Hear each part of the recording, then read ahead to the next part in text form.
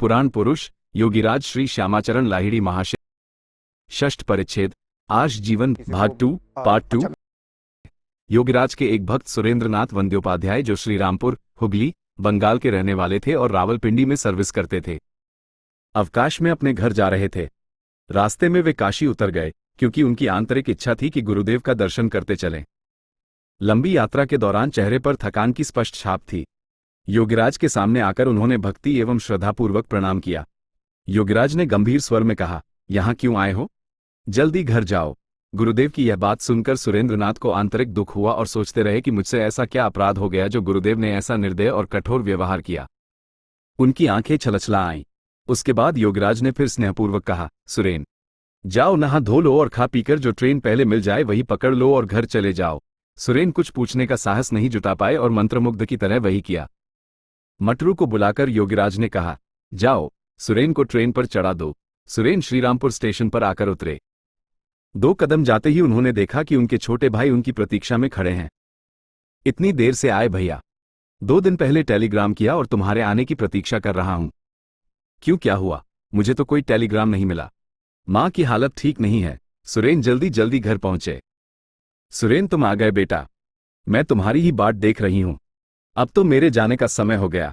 स्नेहमयी मां के दोनों हाथ सुरेन की ओर बढ़े और सुरेन ने मां का हाथ पकड़ लिया और धीरे धीरे मां का जीवन दीप बुझ गया। सुरेन की आंखों से आंसू की धार फूट पड़ी और अब समझ में आया कि गुरुदेव ने उनके साथ ऐसा कठोर बर्ताव क्यों किया था। बांकुड़ा जिले के दधिमखा गांव के हरिपद वंद्योपाध्याय कार्यवश अपने गांव से निकट के एक गांव में जा रहे थे जो 3-4 मील दूर था। इसीलिए वे चक्करदार रास्ता छोड़कर सीधे जंगल के रास्ते से जा रहे थे। चारों ओर साल, सागौन और महुआ का जंगल और पतली पगडंडी, कहीं किसी अन्य राही या आदमी का पता नहीं। तमाम किस्म के जंगली फूलों की खुशबू और पक्षियों की मीठी बोली वातावरण में तैर रही है। हरिपद ईश्वर चिंतन में विभोर होकर चले जा रहे हैं। भय उन्हें छू नहीं सकता। अचानक हरिपद चूक पड़े और लगा कि सामने यमदूत आ रहा है। उन्होंने देखा कि एक नरभक्षी जानवर अपनी पूंछ हिलाते हुए धीरे धीरे उनकी ओर ही आ रहा है, जैसे शिकार तो अब उसकी पहुंच में है, जल्दबाजी की क्या जरूरत। हरिपद ने समझा मृत्यु तो अब निश्चित ही है, यहां तो उनकी कोई रक्षा करने वाला नहीं है। एकमात्र उनके दयालु गुरु यदि उनकी रक्षा कर सकें तभी इस संकट से मुक्ति मिल सकती है। और लगा कि उनके भीतर कोई कह रहा है, गुरु रक्षा करो, गुरु रक्षा करो। उनका संहारकर्ता एवं हरिपद अब एक दूसरे के आमने सामने खड़े हैं। तभी हरिपद ने सुना कि पीछे से जैसे कोई उसे भगा रहा हो, हट हट। इसके बाद वह नरभक्षी दुम हिलाते हुए जंगल के भीतर चला गया। हरिपद की आंखों से प्रेम के आंसू टपक पड़े। कुछ दिनों बाद हरिपद बाबू काशीधाम आए और योगीराज का चरणों में साष्टांग प्रणाम करते हुए कहा, इस यात्रा में जीवन की रक्षा कर ली, अर्थात इस बार आपने मुझे बचा लिया। तुम अत्यधिक डर गए थे शायद। योगीराज ये कहकर मुस्कुराते रहे और उपस्थित भक्तगण एक दूसरे का मुंह देखते रहे। किसी की समझ में कुछ नहीं आया। इसके बाद हरिपद बाबू के मुंह से ही उक्त घटना के बारे में सबको जानकारी प्राप्त होती है। इस प्रकार योगीराज सभी प्राणियों के कल्याण में रत रहते तथा आश्रित एवं अपने आश्रितों की रक्षा करते। कितने प्रकारों से वे सबका कल्याण करते थे, उसकी कोई सीमा नहीं। अन्य दिनों की तरह ही उस दिन भी योगीराज उपदेश दे रहे हैं और अनेक भक्तगण सुन रहे हैं। किस प्रकार तुम सब भी सभी के कल्याण कार्य में रत हो सकते हो। देखो, इस शरीर के भीतर ही सब कुछ है। शरीर तो 5 तत्वों से बना है। शरीर में जिन पंचभूतों या 5 तत्वों का अस्तित्व है वे ही बाहर भी हैं। पृथ्वी, क्षिति, जल, अप, अग्नि, तेजः, वायु, मरुत और आकाश, व्योम, ये सारे तत्व शरीर में भी हैं, बाहर भी हैं। शरीर में पंचभूतों की स्थिति इस प्रकार है। मूलाधार में क्षिति तत्व, स्वादिष्ठान में जल तत्व, मणिपुर में तेज या अग्नि तत्व, अनाहत में वायु तत्व, विशुद्ध चक्र में व्योम तत्व और उसके ऊपर तत्वातीत। भीतर के इन पंचभूतों या तत्वों का परिचय प्राप्त हो जाने पर ही बाहर के वृहत पंचभूतों के बारे में जानकारी प्राप्त होती है। यदि कोई पहले बाहर के पंचतत्वों के बारे में परिचय प्राप्त करने की कोशिश करे तो वो उन्हें जान नहीं पाएगा और उन्हीं में खो जाएगा। अतएव देह के भीतर स्थित पंचभूतों के जान लेने पर ही भीतर बाहर सब मिलकर एकाकार हो जाते हैं। द्वैत नहीं रह जाता। उस समय पंचभूतों में भी जो प्राणरूपी ईश्वर स्थित है उसकी उपलब्धि होती है और कूटस्थ में स्थिति प्राप्त होती है। दूरबीन द्वारा जिस प्रकार दूर की वस्तु अत्यंत निकट दिखाई देती है, उसी प्रकार कूटस्थ रूपी दूरबीन के माध्यम से विश्व ब्रह्मांड का तमाम चित्र या दृश्य योगियों के लिए बोधगम्य हो जाता है। चेष्टा करने पर तुम्हें भी इस क्षमता का आभास मिल सकता है। प्राण चंचल होने के कारण कूटस्थ में स्थित नहीं हो पाता। प्राणकर्म या प्राणायाम द्वारा षटचक्रों के मार्ग से यातायात के माध्यम से प्राण स्थिर होने पर ही कूटस्थ में स्थिति होती है। तब योगियों को सब कुछ स्वच्छ एवं स्पष्ट दिखता है। कूटस्थ में जिस चक्षु के दर्शन होते हैं उसके भीतर एक आकाश दिखाई देता है। वह दृश्यमान आकाश नहीं है बल्कि वह आकाश का आकाश अर्थात महाकाश है। वह इतना स्वच्छ है कि वहां किसी प्रकार की बाधा नहीं, वहां क्षुद्र से क्षुद्रतम अथवा अणु से अणुतम और वृहत से वृहत्तम सभी कुछ दिखाई देता है। जैसे एक सरसों का दाना निकट से जिस रूप में दिखाई देता है वही सैकड़ों हजारों मीलों से भी दूर उसी रूप में दिखाई देता है। जहां रोशनी नहीं, अंधेरा नहीं, लेकिन सब कुछ दिखाई देता है। वहां जो भी है स्वयं प्रकाश है। विशाल पर्वत के दूसरे छोर की वस्तु के साथ सैकड़ों योजन दूर की छोटी से छोटी वस्तु भी अनायास दिखाई देती है, जिस प्रकार दूरबीन की सहायता से दूर की वस्तु निकट दिखाई देती है। उस महाकाश के दर्शन से योगी को भूत भविष्य का ज्ञान होता है। वो स्वच्छ अविनाशी महाकाश रूपी ब्रह्म सदा स्थिर और सभी भूतों में ओतप्रोत भाव से विराजमान है। यदि वह नहीं है तो फिर कोई नहीं है। ये चराचर विश्व उसी से उत्पन्न होता है और उसी में लय हो जाता है। इसीलिए योगीराज ने अपनी साधना लब्ध अनुभूति के बारे में 3 जून को लिखा है, शून्य के भीतर सो शून्य है, सो अलग है, सोई विंदी सोई सूर्य। शून्य के भीतर जो शून्य है उसका आदि नहीं, लेकिन उस शून्य से उस शून्य का भेद है। सबुज शून्य अनंत वो ही ब्रह्म। सूर्य उसी में लय हो जाता है। अब बड़ा मजा भीतर से उठता है, भीतर जाता है। अब अगम स्थान में गए यानी स्थिर। अभी बहुत दूर गगन पंथ में जाना है। आंख बंद करके बाहर का चीज मालूम होता है, अर्थात वर्तमान शून्य के भीतर जो शून्य है या जिस शून्य से वर्तमान शून्य की उत्पत्ति हुई है वह अलग अदृश्य शून्य है। वही बिंदु है एवं वही सूर्य या आत्म सूर्य है।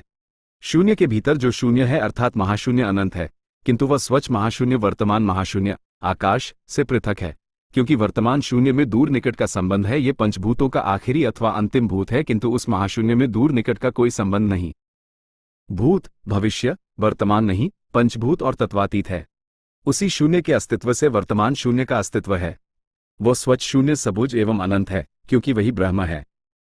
आत्म सूर्य भी उस महाशून्य में लय हो जाता है, क्योंकि जो कुछ भी अस्तित्व में है सभी की उत्पत्ति एवं लय का केंद्र वो अनंत निर्विकार अजर अमर महाशून्य है। अब बड़ा ही आनंद मिल रहा है एवं वह भीतर से ही उठ रहा है और उसके भीतर ही जा रहा है।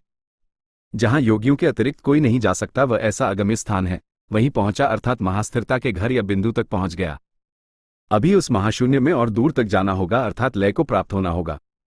अब आंख बंद करने पर भी बाहर का सब कुछ देख सुन समझ पा रहा हूं। उसी का ही बाह्य प्रतीक है शालग्राम शिला। जिस प्रकार प्रबल वेग से बहते हुए जल के नीचे विशाल शिला निश्चल रहती है, उसी प्रकार नश्वर नाम रूप के नाना प्रकारों के प्रवहमान या अस्तित्वमान होने पर भी उसका आधार स्वरूप महाकाश रूपी कूटस्थ परब्रह्म अचल रहता है। उस नश्वर नाम रूप की जब तक उपेक्षा नहीं होती या जब तक उसे आसक्ति से मुक्ति नहीं मिलती तब तक महाकाश रूपी सच्चिदानंद की ज्ञान प्राप्ति नहीं होती। जिस प्रकार आत्मा के किसी अवयव के प्रति आशंका नहीं की जा सकती, उसी प्रकार नाम रूप भी उस स्वच्छ निर्मल स्वरूप का अंश नहीं हो सकता। इसीलिए योगीराज कहा करते थे कि इस शरीर में जो कूटस्थ विद्यमान है उसे जो गुरु के उपदेश द्वारा नहीं देखता वह अंधा है। जिस प्रकार कबूतर का पंख उड़ते उड़ते आहिस्ता आहिस्ता चक्कर काटते हुए एर पड़ता है, उसी प्रकार वायु क्रमशः रुकते रुकते सूक्ष्म होता है और अंत में शून्य के भीतर होकर अनेक दिनों बाद आ जाए या आवागमन कर सकता है। शरणागत भक्तों के प्रति योगीराज की असीम कृपा थी। उनकी रक्षा के लिए वे हमेशा सजग और तत्पर रहते थे। कलकत्ता के एक विख्यात विधिवेत्ता या वकील की पत्नी अभया योगीराज की भक्त मंडली में एक भक्तिपरायण महिला थी। कई संतानें हुई किंतु एक भी जिंदा नहीं रह पाईं। इस कारण उन्हें अत्यंत दुख था। अभया ने एक दिन अपने गुरु योगीराज के चरणों में प्रार्थना निवेदित की कि एक संतान ऐसी हो जो स्वस्थ शरीर के साथ जीवित रहे। महायोगी शांत मुद्रा में बैठे किसी भाव लोक में विचरण कर रहे थे। उस समय देखने से ही लगता था कि समस्त बंधनों से मुक्त जैसे कोई विहंग या पक्षी हो। कौन आया कौन गया, किसने क्या कहा, किसी की भी उन्हें सुध बुध न थी। अभया ने सोचा कि गुरुदेव ने संभवतः उसकी बातों को सुना नहीं। उसने पुनः अपनी आकुल प्रार्थना निवेदित की। धीरे धीरे महायोगी की ध्यान समाधि टूटी और अभया ने पुनः प्रार्थना की कि उसे एक संतान चाहिए जो जीवित रहे।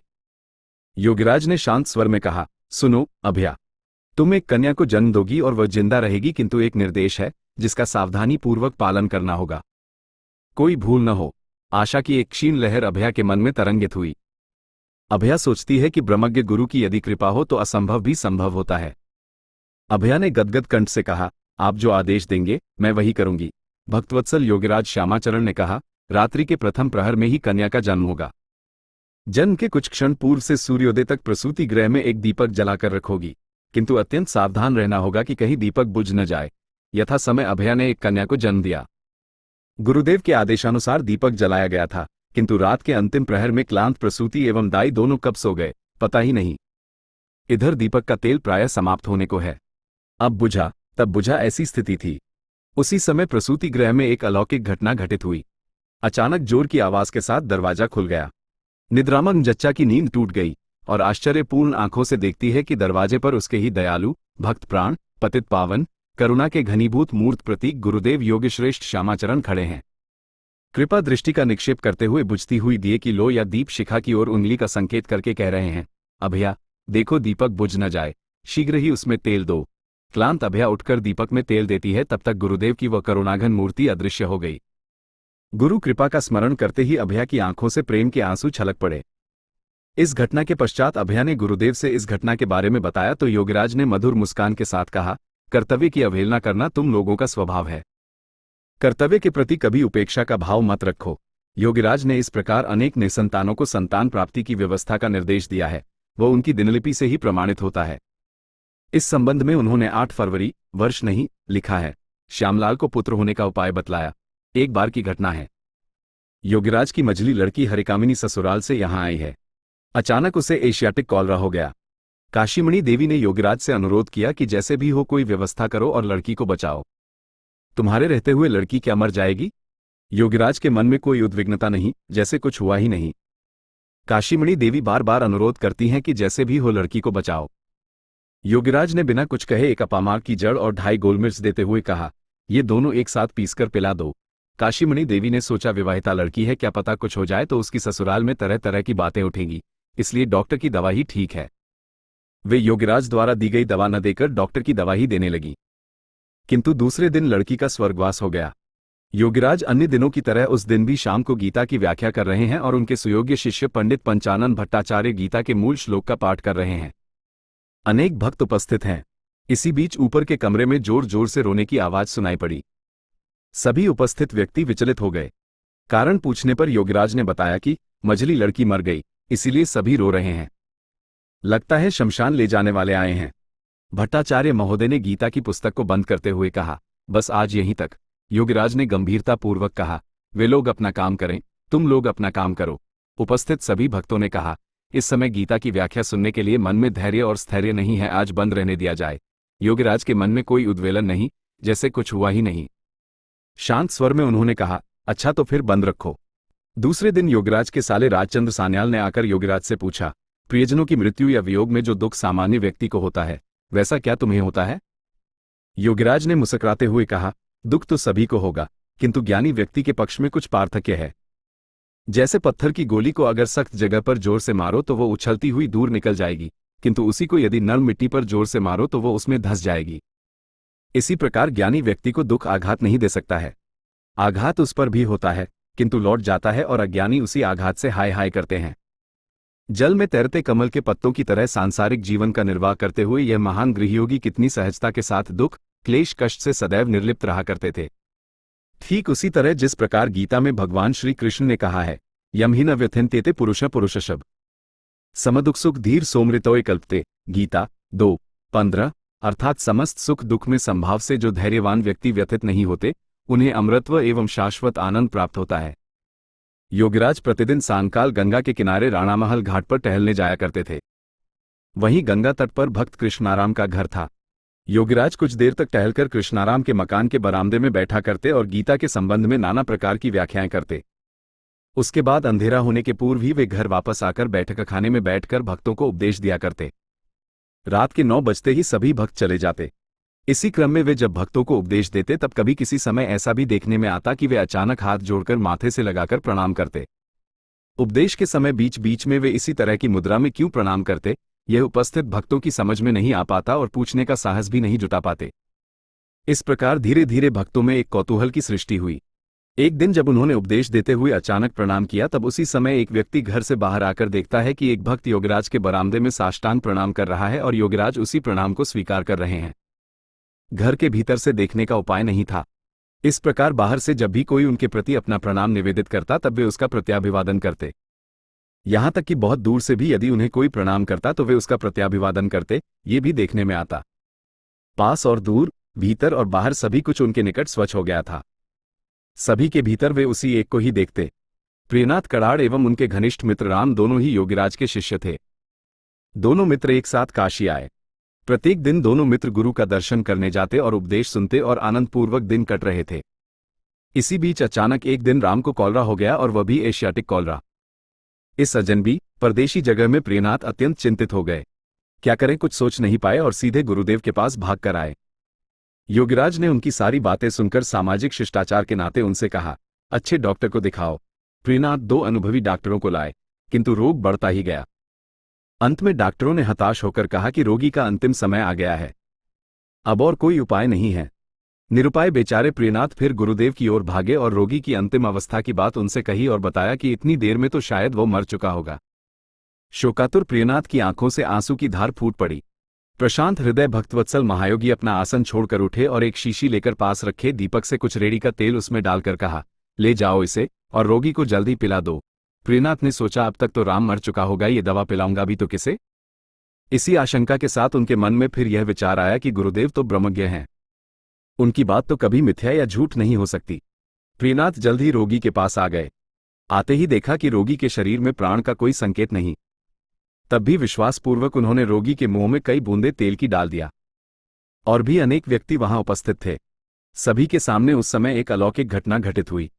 धीरे धीरे प्राणहीन देह हिलने डुलने लगी, सांस भी चलने लगी और रोगी को पुनर्जीवन प्राप्त हुआ। यही प्रियनाथ कड़ाढ़ ही परवर्ती काल में स्वामी युक्तेश्वर गिरी के नाम से प्रसिद्ध हुए। एक इस प्रकार योगीराज हमेशा एक अतीन्द्रिय जगत में रहा करते। उनके चेहरे पर हिमालय जैसी निस्तब्ध शांति सर्वदा ही विराजमान रहती।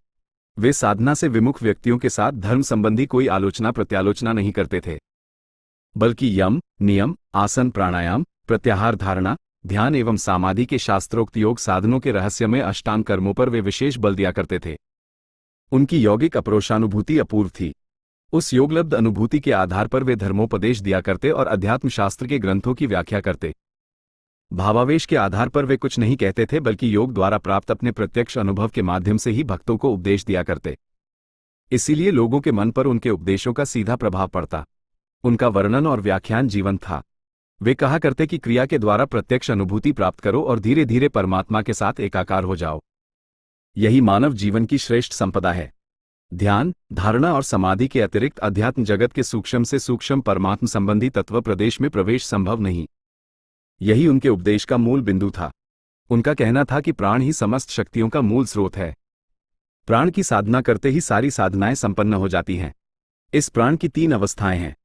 यह आदि और अंत में स्थिर है तथा मध्य में चंचल है। आदि और अंत की स्थिरता एक अवस्था है और मध्य की चंचल अवस्था दूसरी है। मूलतः प्राण की यही 2 अवस्थाएं हैं। अव्यक्तादिनी भूतानि व्यक्त मध्यानि भारत, गीता 2:28, अर्थात भूत या पदार्थ सभी आदि और अंत में अव्यक्त हैं, केवल मध्य में ही व्यक्त हैं। चंचल प्राण को ही प्रकृति कहते हैं।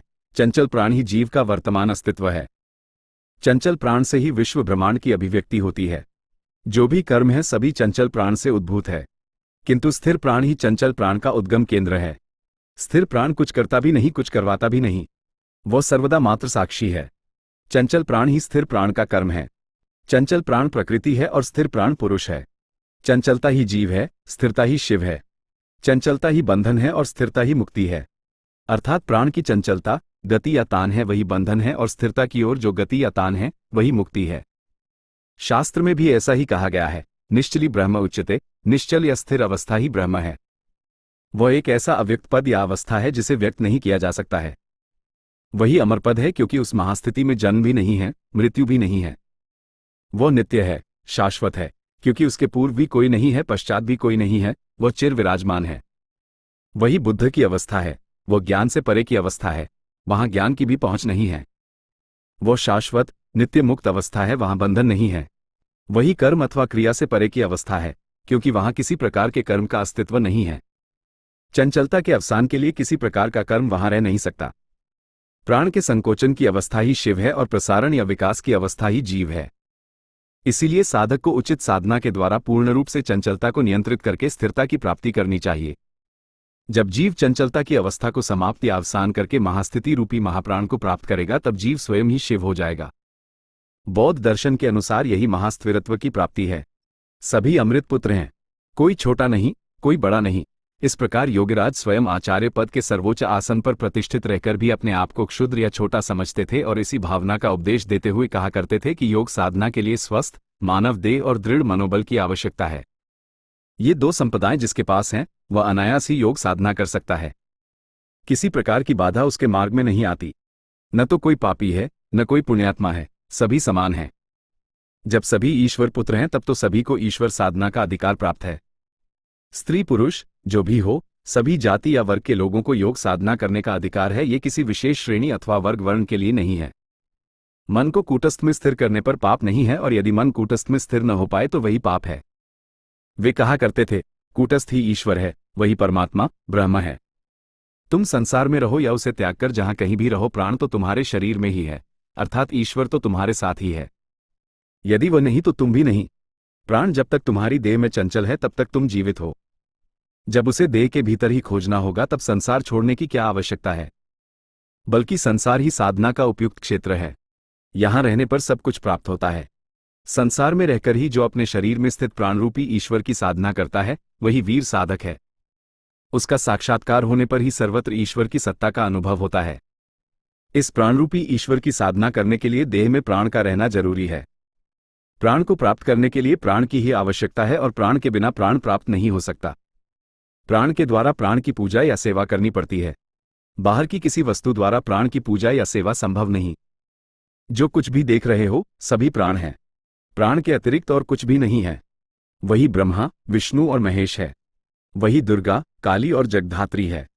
इसीलिए ऋषियों ने उदात्त कंठ से घोषणा की है, प्राणो ही भगवानीश प्राणो विष्णु पितामह।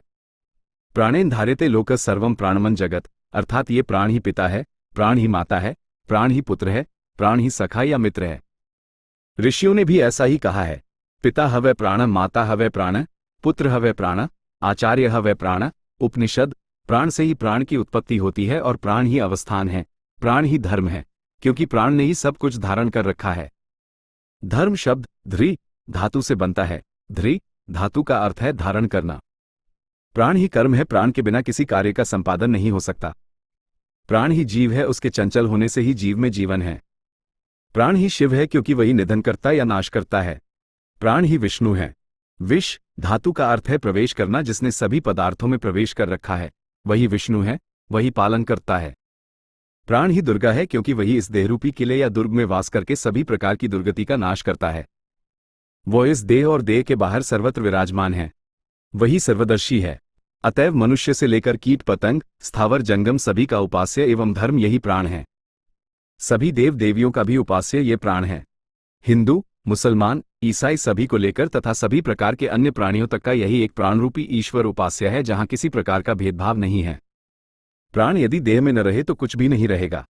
प्राण के अस्तित्व के कारण ही इंद्रिय, अंग प्रत्यंग, मन, बुद्धि, अहंकार आदि सभी का अस्तित्व है। इसलिए तुम सभी अपने अपने प्राण को प्यार करो, उसी की सेवा करो और उसकी ही उपासना करो। प्राण की ही शरण में जाओ। ऐसा होने पर जगत के प्राण को प्यार कर सकोगे और सभी जीवों के प्रति प्रेम का उदय होगा। वही प्रेम का स्रोत है। वही सबका पति या मालिक है, इसीलिए उसे विश्वपति कहते हैं। इसलिए उसको ही प्यार करो, सबके प्राणों की सेवा करो, अर्थात प्राण के श्वास प्रश्वास रूपी अविराम कर्म प्राणकर्म या प्राणायाम का पालन करो। तभी प्राण को प्राप्त कर सकोगे। तुम प्राण ही हो। उस प्राण ने तुम्हारे वर्तमान तुम को बंद कर रखा है। वही तुम्हारे वर्तमान तुम को मुक्त कर सकता है। उसके अतिरिक्त कोई भी मुक्त नहीं कर सकता। ऐसा साहस किसी में भी नहीं है। प्राण ही बंधन करता है और प्राण ही मुक्तिदाता है। इसीलिए योगीराज आक्षेप किया करते थे कि इस देह में ही वह है, लेकिन कितने लोग हैं जो उसकी खोज खबर रखते हैं। बाह्य प्राणायाम रूपी श्वास प्रश्वास की बहिर्मुखी गति को नियंत्रित करके अंतर्मुख गति रूप अंतर प्राणायाम की मात्रा बढ़ाने पर सभी प्रकार की इच्छाओं का नाश होता है, जिससे ज्ञान की स्थिति प्राप्त होती है या पुनरावर्तन का बोध होता है। ऐसी अवस्था में देह त्याग के बाद फिर वर्तमान अवस्था में जन्म नहीं होता, बल्कि जीवन मुक्त की अवस्था प्राप्त होती है। अथर्ववेद के प्राण सूक्त कांड 11 सूक्त 4 में प्राण के महात्म्य का इस प्रकार वर्णन किया गया है। प्राणाय नमो यस्य सर्वमिदं वशे यो भूत सर्वसेश्वरो यस्मिन् सर्वं प्रतिष्ठितम्। एक नमस्ते प्राण हृदय नमस्ते स्तनित में नमस्ते प्राण विद्युते नमस्ते प्राण वर्षते। दो यत् प्राण स्तनित ननाभिकृन्वयुषधि प्रवीयन्ते गर्भान दधतेथो बहविर्वि जायन्ते। तीन यत् प्राण ऋतावक्ते भिकृन्वयुषधि सर्वं तदा प्रमोदते यत् कीच भूमयमत्। चार प्राणो मृत्यु प्राणस्तक्मा प्राण देवा उपास्ते प्राणोह सत्यवादिन्मुत में लोका दधत। 11 प्राणो विराट प्राणो देष्ट्री प्राण सब उपास्ते।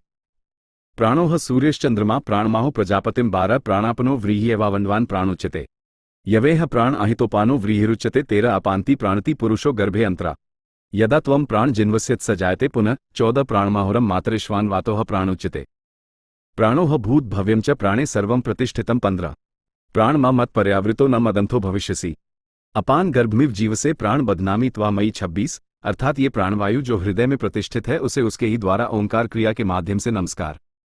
सब कुछ प्राण के ही वश में है, उसके न रहने पर कुछ नहीं रहेगा। प्राण के द्वारा ही बाहर भीतर के सभी कार्य होते हैं। प्राण जो सबका सर्वसर्वा करता है उसकी सेवा करना आवश्यक है, अर्थात क्रिया करना आवश्यक है। जितना कुछ भी हुआ है या जो अस्तित्व में है सभी का ईश्वर प्राण है। इस प्राणेश्वर की सेवा करने के लिए प्राण के अतिरिक्त और कुछ भी नहीं है। उस प्राण की वृद्धि का नाम प्राणायाम है। इसलिए सभी बुद्धिमान व्यक्तियों को प्रतिदिन प्राण की सेवा करनी चाहिए, अर्थात क्रिया करना उचित है। प्राण में ही सभी कुछ प्रतिष्ठित है और शरीर उसका आधार है।